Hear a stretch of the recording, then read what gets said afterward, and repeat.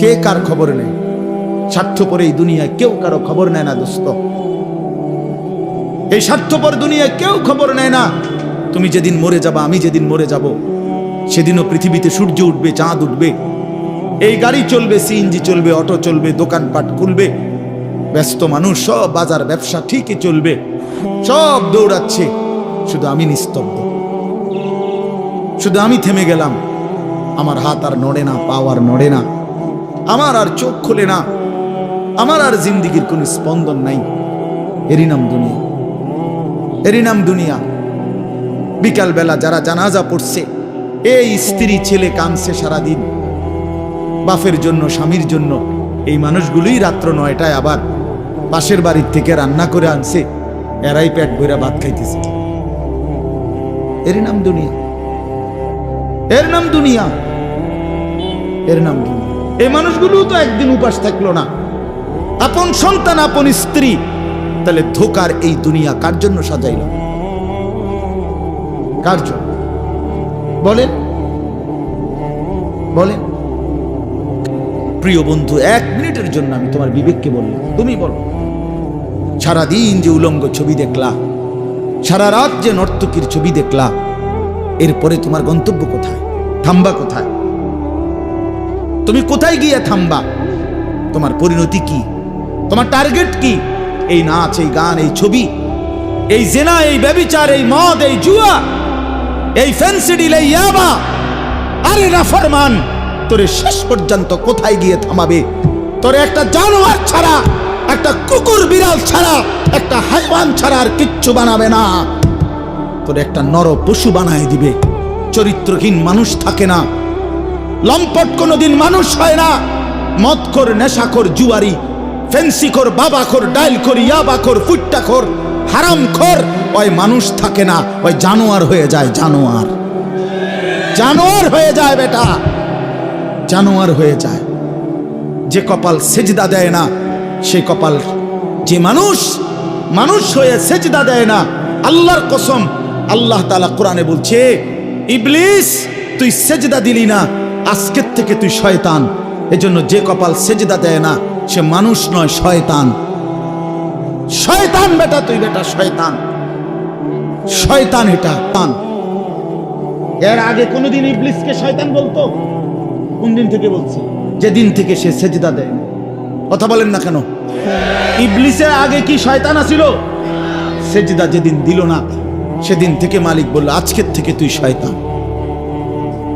ইবলিস যেদিন সেজদা দিল না, সেদিন আল্লাহ বলল, ফখরুজ ফাইন্নাকা রাজিম, বের হ, আজকের থেকে তুই রাজিম, অভিশপ্ত, মালউন, অভিশপ্ত, রাজিম। আল্লাহ বলছে, ওয়া ইন্না আলাইকাল লানাতা ইলা ইয়াউমিদ্দিন। ইবলিস তুমি সেজদা দিলা না, মনে রেখো আজকের থেকে কিয়ামত দিবস পর্যন্ত তোর উপরে আমি আল্লাহর লানত। এজন্য বেনামাজি তোর উপরে আল্লাহর লানত,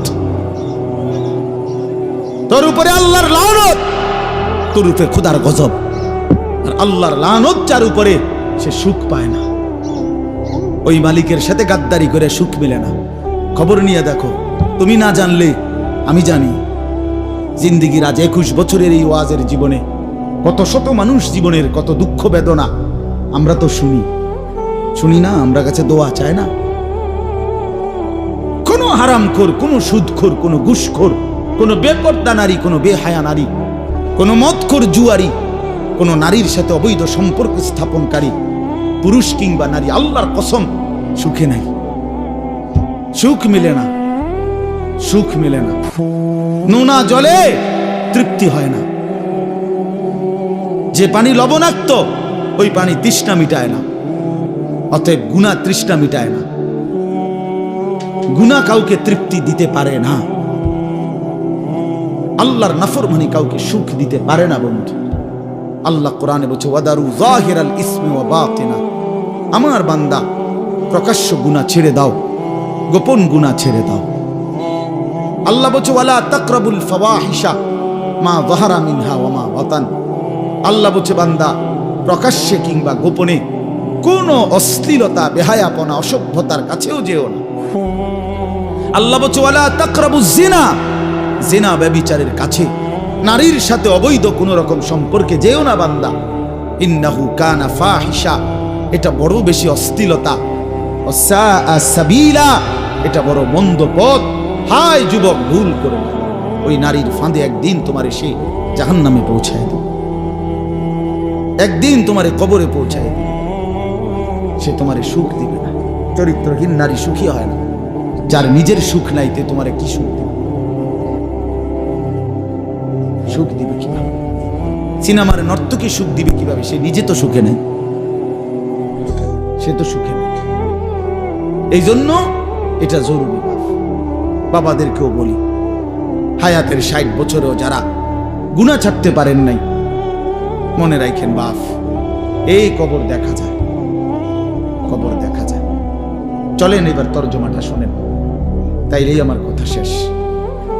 একটু দেখেন কোরআনুল কারীমের 30 নম্বর পারা 102 নম্বর সূরা। সূরাটার নাম আত-তাকাসুর। ছোট্ট একটা সূরা, 8টা আয়াত আমি তেলাওয়াত করছি। এই ছোট্ট সূরাটার তর্জমা বলেই আমি আমার কথা শেষ করে ফেলব ইনশাআল্লাহ। আল্লাহ তাআলা আমাদেরকে তৌফিক দান করুন। এই সূরাটার একটা ছোট্ট প্রেক্ষাপট আছে, কেন নাজিল হলো। এটারে আরবিতে শানে নুজুল বলে। অর্থ হলো, শানে নুজুল হলো কেন নাজিল হলো সূরাটা। রাসূলুল্লাহ সাল্লাল্লাহু আলাইহি ওয়াসাল্লামের জামানায় মক্কায় কুরাইশ বংশের লোকেরা, নবীজির বংশের নাম হলো কুরাইশ বংশ নাকি? এই কুরাইশ বংশের মধ্যে আবার ছোট ছোট গোত্র ছিল। এই ছোট গোত্র, মনে করেন আমার দাদা তো প্রথম, ধরে নিলাম আমগোই বাড়ি, মনে করেন আমার দাদা ছিল প্রথম, দাদা বাড়িটা বাঁধছে, কথার কথা। তো এখন আমার দাদার 4 ফুট, মানে আমার বাপ চাচারা 4 জন। তো আগে তো দাদার সাথে বাপ চাচারা 4 জন একসাথেই ছিল। তো দাদা মরে গেল, এখন বাপ চাচাদেরও সংসার বড় হয়ে গেল। ফলে এখন সবাই আবার আলগা আলগা আরো জায়গা জমি কিন্না ডাইনে বামে গদ্দুয়ার করছে, আরো বাড়িঘর বাড়ছে। এখন চাচার বাড়িও আলাদা নামে পরিচয়, জেডার বাড়িও আলাদা নামে পরিচয়, আমগো বাড়িটাও কি আলগা নামে পরিচয়, এমন আছে না? এই আর কি। তো প্রথমত তো বড় বংশটা পুরাটার নাম হলো কুরাইশ, কিন্তু এরপরে আবার এর অধীনে ধীরে ধীরে ছোট ছোট আরো গোত্র ছিল, আরো বংশ ছিল।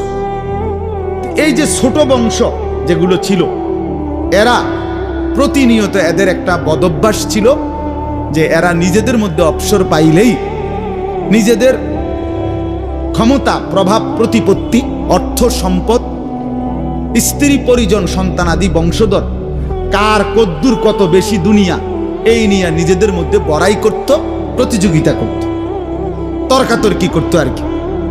হ্যাঁ, নিজেদের মধ্যে বিতর্ক করত।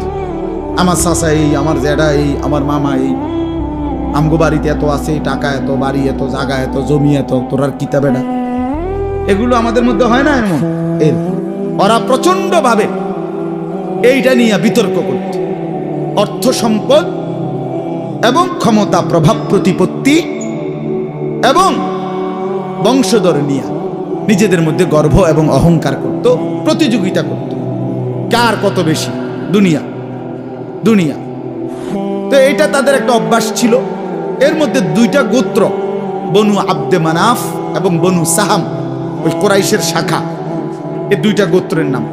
একদিন তারা এই 2 গোত্র প্রচন্ড তর্কে লাগছে, কার বংশ বড়, কার সম্পদ বেশি, কার ক্ষমতা বেশি কইতেছে। এরা একবার কয়, এরা একবার কয়। এই বলতে বলতে যার যে বড়ত্ব, দুনিয়ার অহংকার, দুনিয়া বাড়ানোর এই নেশা বুঝাইতে বুঝাইতে এক পর্যায়ে ওই বনু সাহাম একটা গোত্র, তারা বনু আব্দে মানাফ এই পরিমাণ বলছে যে তারা হিসাব করছে যে আমগো কইমা যাইতে আছে, মানে এরা হাইরা যাবে হিসাবে, এরার থেকে মানে হিসাব দিতে গিয়া আর মিলাইতে পারতেছে না, এগো বাইরে গেছে। এই তখন এরা এই বনু সাহাম এই গোত্র কইল কি, অগরে এ দিগাও, কই কবরস্থানে আসো। কোথায়? কবরস্থানে আসো, আসো কবরস্থানে। কবরস্থানে কি? আসো না। তা আইসা এবার কবরস্থানের সামনে আইসা তাগো ওই মুর্দা যারা কবরে, তাগো বংশের এবার এই হ্যাগো হিসাব দিয়ে আইতেছে, এই বেটা আমার চাচা মরলে কি হয়েছে, চাচা কি আছিল তুই জানোস বেটা?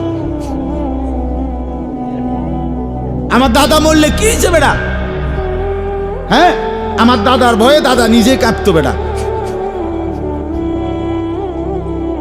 তার মানে এবার অহংকার করতে করতে দুনিয়ার বড়াই বুঝাইতে বুঝাইতে জীবিত দিয়ে আর হিসাব না মিলাইতে পাইরা কই গিয়া পড়ছে? কবরস্থানে গিয়া পড়ছে। এদের এই মন্দ আচরণ আল্লাহ তাআলা নারাজ হয়ে আল্লাহ তাআলা তখন এই আচরণের কারণে কোরআনুল কারীমের এই সূরাটা নাজিল করছেন। 102 নম্বর সূরা আত-তাকাসুর নাজিল করে আল্লাহ বললেন, হায় বান্দা কি করছো? করছোটা কি? এইনি কাজ ছিল, এইনি কথা ছিল তোমাদের। দুনিয়া বাড়ানোর নেশা, দুনিয়ার প্রতিযোগিতা, সম্পদ, বংশধর, এই গর্ব, এই বড়াই, এই হিসাব তোমাদেরকে ডুবাইয়া দিল, আখিরাত তো ভুলাইয়া দিল। এই তখন আল্লাহ তাআলা বলেন, কি বলেন শুনেন, আলহাকুমুত তাকাসুর। আলহাকুম এই শব্দের দুইটা অর্থ, শাগালাকুম ও আনসাকুম। আল্লাহ তাআলা বলেন, হায় আলহাকুম তোমাদেরকে ব্যস্ত করে ফেললো দুনিয়া, আর আনসাকুম আল আখিরা তোমাদেরকে আখিরাত ভুলাইয়া দিল। তোমরা কবর ভুলে গেলা, হাসর ভুলে গেলা, পরকালের হিসাব ভুলে গেলা, আখিরাত ভুলে গেলা, আর দুনিয়ার মধ্যে ডুবে গেলা। কি কারণে ডুবলা? কি কারণে আখিরাত ভুললা? আত-তাকাসুর এই বাড়ানোর প্রতিযোগিতা, অর্থ সম্পদ, ক্ষমতা, বংশধর, টাকা পয়সা, মাল দৌলত, এগুলো বাড়ানোর নেশা তোমাদেরকে আখিরাত ভুলাইয়া দিল আর দুনিয়ার মধ্যে ডুবাইয়া ফেললো, ব্যস্ত করে ফেললো। হাত্তা জুরতুমুল মাকাবির। আল্লাহ বলেন, হায় বান্দা এক পর্যায়ে কবরস্থানেই পৌঁছে গেল। এর ডাইরেক্ট কথা, শেষ পর্যন্ত কবরস্থানে চলে গেলা। অহংকার করতে করতে, বড়াই করতে করতে, দুনিয়া সাজাইতে সাজাইতে, দুনিয়া মিলাইতে মিলাইতে। এ কথার দুই অর্থ। এবার এক হলো সরাসরি ওদেরকে বলছে কাজটা তোমরা ভালো করলা না, আরেকটা হলো আমাদের সবাইকে বলছে, আমার বান্দারা তোমরা যারা এই পরিমাণ দুনিয়া নিয়ে ব্যস্ত হইলা, দুনিয়া সাজাইতে লাগলা, যে এক পর্যায়ে এই দুনিয়া সাজাইতে সাজাইতেই হাত্তা জুরতুমুল মাকাবির, কবরে পৌঁছে গেলা, একদিন মরে গেলা, অথচ আখিরাতের কোনো পুঁজি নাই, কবরের কোনো সামান নাই। কামটা কি করল? কামটা কি করল? কাজটা কি করলা বান্দা? কি করল? হায় বান্দা 60 বছর বয়স, আজও আখিরাতের পুঁজি কই? 30 বছর, আজও আখিরাতের পুঁজি কই? এরই মধ্যে তো একদিন কবরেই পৌঁছে যাবে। কবরেই, এই যে দেখেন কবরবাসীদের রুহের মাগফিরাত কামনায় মাহফিল, আমি এই জন্যই আয়াত করছি। পুরা কোরআনুল কারীমের মধ্যে এই একবারই কবর এই শব্দটা আছে এই সূরার মধ্যে একমাত্র। হাত্তা জুরতুমুল মাকাবির, এই কবরস্থান, কবর, এই কথাটা কোরআনের এই সূরাতেই আছে। আল্লাহ তাআলা বলেন, বান্দা দুনিয়ার লোভে ডুবে আখিরাতকে ভুলে তুমি বাড়ানোর নেশা, তোমার প্রতিযোগিতা, আরো চাই, আরো চাই, আরো চাই, আরো চাই, এটা তো একদিন তোমার কবরস্থানেই পৌঁছায় দিল, কবরস্থানে পৌঁছায় দিল। আমার বাপ, আমার বন্ধু, আমার জওয়ান সাথী, সবাই নিয়ে ভাবি, আমিও আপনিও ইনসাফের সাথে। দুনিয়া আমারে কি পরিমাণ ব্যস্ত করে দিল। 60 বছরের বয়স্ক মানুষ, 70 বছরের বয়স্ক মানুষ, হিসাব শুধুই দুনিয়া, হিসাব করতেছে এখনো দুনিয়া। দুনিয়া মিলছে খুশি, দুনিয়া মিলে নাই খুশি নাই। যখন দুনিয়া মোটামুটি ঘুষাইতে পারছে তৃপ্ত, আর দুনিয়া ঘুষাইতে পারে নাই অতৃপ্ত। অতৃপ্ত অসংখ্য মানুষকে শুনবেন, দুনিয়া ঘুষায় ফেলছে। 3টা ছেলে বিদেশ পাঠাইছি হুজুর, 4টা মেয়ে বিয়ে দিছি, বাড়িতে একটা বিল্ডিং করছি, 4টা রুম, ভিতরে 2টা বাথরুম, আল্লাহর রহমতে রাস্তার লগে কুদুর জায়গা কিনছি, ব্যাংকেও কিছু টাকা পয়সা জমছে, বাজার সদাই কইরা খাইয়া পইরা আল্লাহর রহমতে আপনাকে দোয়ায় 10 জনের দোয়ায় ভালো আছে, খালাস জিন্দেগি মিলে গেছে, জীবনের টার্গেট অর্জন হয়ে গেছে। চাচা চাচা তৃপ্ত, 60 বছরের বয়স্ক বাবা তৃপ্ত হয়ে গেছে, তার পৃথিবীতে আসার উদ্দেশ্য অর্জন হয়ে গেছে। পৃথিবীতে আসছিল ফোলা বিদেশ পাঠাইছে। পৃথিবীতে আসছিলেন মেয়ে বিয়ে দিতে, মেয়ে বিয়ে দিছে। দুনিয়ায় আসার 60 বছরের একটা টার্গেট ছিল, একটা বিল্ডিং করবে, বিল্ডিংটা হইছে আলহামদুলিল্লাহ। আর তো চাচা কবর, হাসরের ময়দান, ফুলসেরাত, মিজান, আমল নামা, জান্নাত জাহান্নাম, এগুলো কার জন্য? এগুলো কার জন্য? এগুলো কার জন্য? কই সেগুলোর কথাতে বললেন না? ইয়ালামুনা যাহিরাম মিনাল হায়াতিদ দুনিয়া, দুনিয়া তো খুব বুঝলা বান্দা, অহুম আনিল আখিরাতি হুম গাফিলুন, আখিরাতের ব্যাপারে তো গাফিল হয়ে গেল।